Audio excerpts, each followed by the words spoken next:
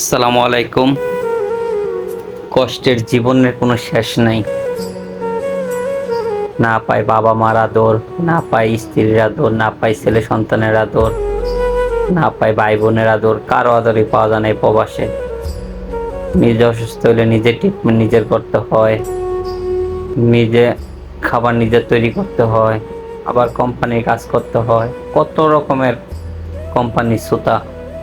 আপনার company phone দিবে, এটা কর এটা কর, এটা এই জায়গা এই জায়গা।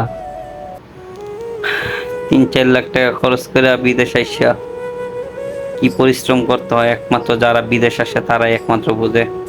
তো দেশে লোকজন কিভাবে বুঝবে? বাবা মা মনে করে সন্তান 50,000, 60,000, 1 লাখ টাকা পাঠায়, সন্তান না জানি কতই সুখে আছে। যদি সুখেই না থাকে তাহলে এত টাকা কিভাবে পাঠায়? একমাত্র প্রবাসী যারা, সেই একমাত্র বুঝে। এমনও সময় যায় প্রবাসীরা খাবার সারাদিন একবেলা বা 2 বেলা খাবার খায়, খাইলে খায় না খাইলে নাই। চিন্তা করে স্ত্রীর মুখে হাসি ফোটানোর জন্য, ছেলে সন্তান, বাবা মা, ভাই বোন সবাই মুখে হাসি ফোটানোর জন্য। আবার এই প্রবাসী আপনার 2 বছর, 2.5 বছর, 3 বছর পর যখন দেশে যায়, তখন সবাই তার হাতের দিক চায়া থাকে, কি নিয়ে এসে তেল, সাবান, সুনু, পাউডার, মোবাইল, স্বর্ণ, অলংকার, মানে যার এই যেটা দেই। কারো মন পাওয়া যায় না। এত কষ্ট করে নিজে খাইয়া না খাইয়া আত্মীয় স্বজনের জন্য জিনিস কিনা নিয়ে যাই, তারপরও কারো মন পাই না। তো এই প্রবাসে অসুস্থ হইলে নিজের ট্রিটমেন্ট নিজেরই করতে হয়। কেউ জিগানির মতো কোনো একটা লোক নাই। কিন্তু যখন এই দেশে থাকে তখন কিন্তু বাবা মা রাত্রেবেলা দেরি হইলে বাবা মা ফোন দেয়, কি সন্তান কই তুমি, তাড়াতাড়ি বাসায় আসো। কিন্তু এই সন্তানই যখন বিদেশ আসে প্রায় 1টা 2টা বাজে যায়, কেউ জিগায় না বাসায় যাও, ঘুমাও, কখন ঘুমাইবা। কেউ জিগানির মতো কেউ নাই।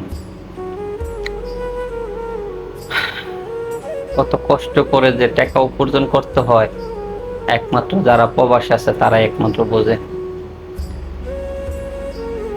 খাইয়া না খাইয়া পরিশ্রম করতে হয়। এখন রাত 4:30 বাজে, সকাল 4:30 বাজে, কোনো একটাই দেখেন ঘুম থেকে উঠটা মুখটা বন্ধ দেওয়ার সময় পাইনি, দৌড়ে চলে গেছি লাইট অফ করার লেগে ফ্ল্যাটে। কিন্তু যা দেখেন সৌদিরা ঠিকই ঘুমাইতেছে। আমাদের মতো প্রবাসীদের চোখে কোনো ঘুম নাই, নাই খাওয়া নাই ঘুম। রাতের 2টা বাজে ঘুমাইয়া 4টা বাজে উঠটা যাওয়ান লাগে। 11টা 12টা বাজে সৌদি ফোন দেয়, ফোন দিলে দৌড়ে যাওয়া লাগে। কি পরিশ্রম, কত কষ্ট, মানে বুঝায়, মানে বইলা বুঝাইতে পারবো না। জানি কথাগুলো সবাই হাস্যকর ভাবে নিবেন, ভালো লাগবে না, বা বলবেন ফাও ফাও বক বক করতেছি। বক বক না, এটি সত্যি বাস্তব। কত কষ্ট বিদেশ একমাত্র যারা আসে তারাই বুঝে। যখন দেশে ছিলাম আমিও একসময় ভাবতাম বিদেশ জানি কত শান্তি, কত সুখ।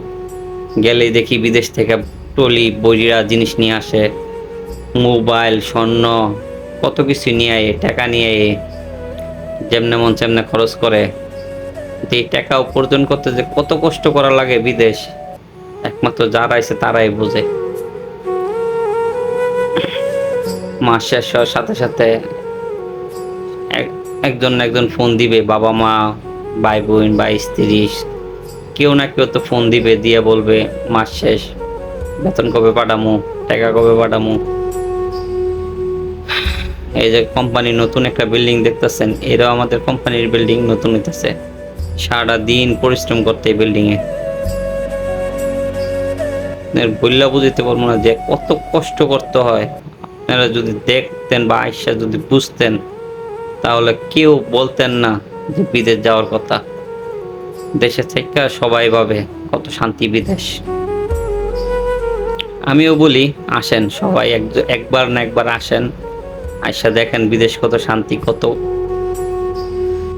মনে করেন না যে বিদেশ আসলেই টাকা, আসেন দোয়া করি সকল প্রবাসীদের জন্য। আমি একজন প্রবাসী, মন থেকে দোয়া করি আল্লাহ সবাইকে হেফাজতে রাখো।